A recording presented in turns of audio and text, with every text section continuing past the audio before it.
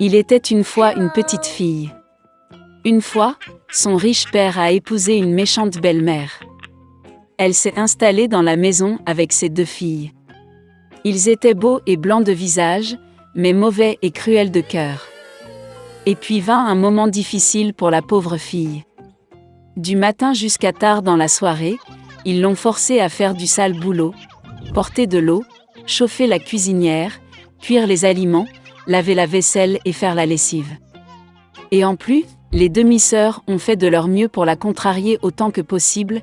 Elles se sont moquées d'elle, ont versé des pois et du blé dans les cendres, et elle a dû s'asseoir et les cueillir. Le soir, quand elle était fatiguée du travail, elle devait se coucher non pas dans son lit, mais par terre, à côté du poêle.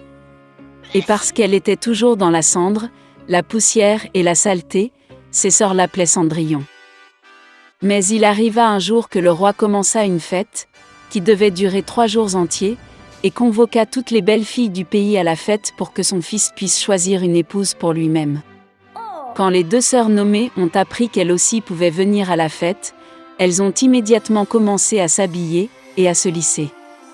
Cendrillon voulait aussi aller danser, mais sa belle-mère ne l'a pas lâchée, car elle n'avait ni robe ni chaussures et elle était sale. Et puis la méchante belle-mère a versé un bol de blé dans les cendres, et a dit que si Cendrillon le ramassait en 2 heures, alors elle pourrait aller avec ses sœurs. Cendrillon est sorti dans le jardin, et a pleuré. Et puis 2 colombes blanches ont volé, suivies par tout un troupeau d'oiseaux différents. Ils se sont jetés sur les cendres et ont commencé à picorer, ils ont donc choisi tous les grains dans un bol. En moins d'1 heure, ils ont terminé leur travail et tout le monde est rentré. Cendrillon a apporté un bol à sa belle-mère, a commencé à se réjouir, pensant qu'elle pourrait aller à la fête. Mais sa belle-mère ne voulait pas la laisser entrer de toute façon. Elle tourna le dos à Cendrillon et se précipita avec ses 2 filles au bal. Quand il ne restait plus personne à la maison, Cendrillon s'assit par terre et pleura de chagrin. Et puis 2 colombes blanches ont volé, suivies par tout un troupeau d'oiseaux différents, et ils ont jeté leurs robes et leurs chaussures, brillantes et tout en or. Elle a rapidement mis cette robe et est venue vers la mariée. Ils ont vu ses demi-sœurs et sa belle-mère et ont pensé que ce devait être une étrange princesse, elle était si belle dans sa robe dorée. Il ne leur est jamais venu à l'esprit que c'était Cendrillon. Le prince est venu à sa rencontre, lui a pris la main, et ils ont commencé à danser. Et il aimait tellement Cendrillon qu'il ne voulait danser avec aucune autre fille.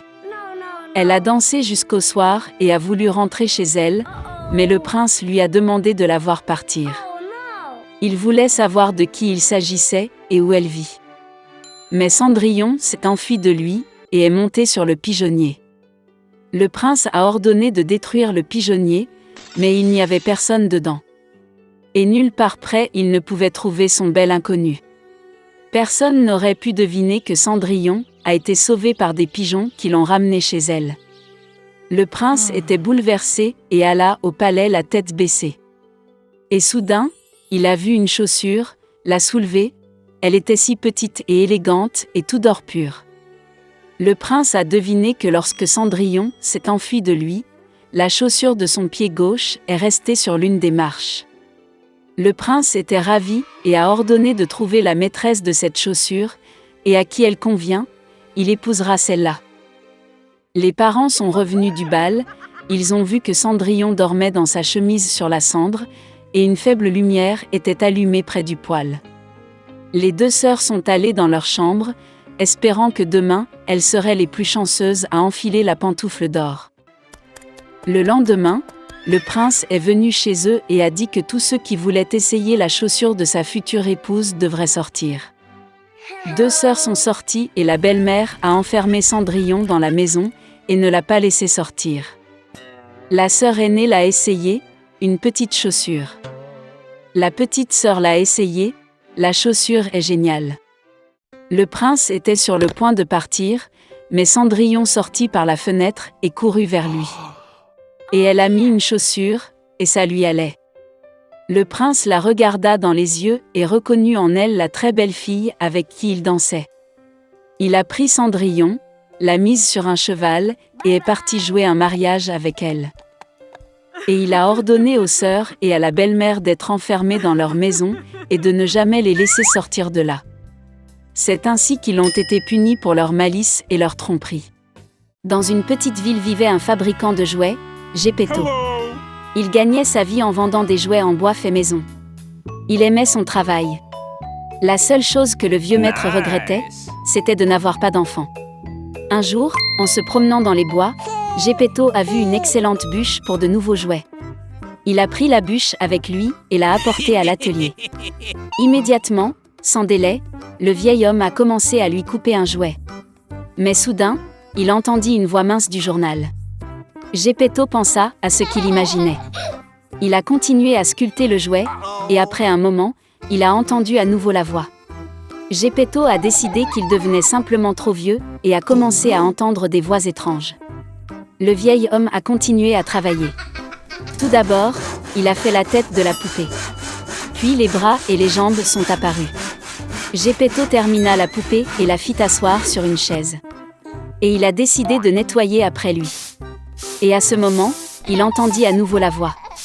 Geppetto se figea et regarda autour de lui. Mais il n'y avait personne dans la pièce à part une poupée en bois. Le vieil homme a continué son travail. Et soudain, la poupée a sauté de sa chaise. Geppetto était sans voix. Lorsqu'il a réalisé que sa poupée prenait vie, il a décidé de lui donner un nom. Et il l'a appelé Pinocchio. Geppetto et Pinocchio vivaient joyeusement ensemble. Il est temps d'envoyer votre fils à l'école. Geppetto vivait mal et n'avait pas d'argent pour les fournitures scolaires de Pinocchio. Il a décidé de vendre sa veste et a donné l'argent au garçon. Pinocchio a pris l'argent et s'est précipité à l'école. Soudain, il a vu une foule de gens. Pour savoir ce qui se passait, le garçon se serra en avant et vit devant lui une immense tente colorée. C'était un cirque. Le clown se tenait devant l'entrée et aboyait les visiteurs. Pinocchio est devenu très intéressé par ce qu'il y avait à l'intérieur. Mais le clown ne l'a pas laissé entrer, car le garçon n'avait pas de billets. Pinocchio sortit de l'argent de sa poche et le donna au clown. En entrant dans la tente, le garçon a vu comment des poupées amusantes jouaient un spectacle sur scène. Au même moment, le propriétaire du cirque remarqua Pinocchio. Il était très heureux de voir une poupée vivante et a décidé de prendre Pinocchio dans sa performance. Dès que le spectacle était terminé, le propriétaire du cirque a attrapé le garçon et l'a mis dans une cage. Pinocchio était très contrarié de ne pas avoir obéi à son père et de ne pas aller à l'école. Il fondit en larmes.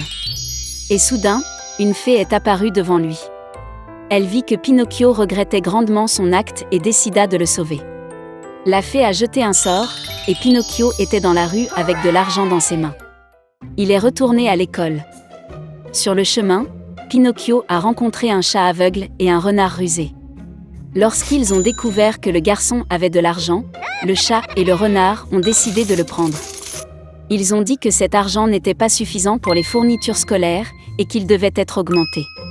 Et pour cela, ils doivent investir de l'argent dans un champ magique. Un arbre à monnaie devrait pousser hors de la terre, d'où une généreuse récolte monétaire pourrait être récoltée. Le naïf Pinocchio a cru les escrocs et a donné son argent.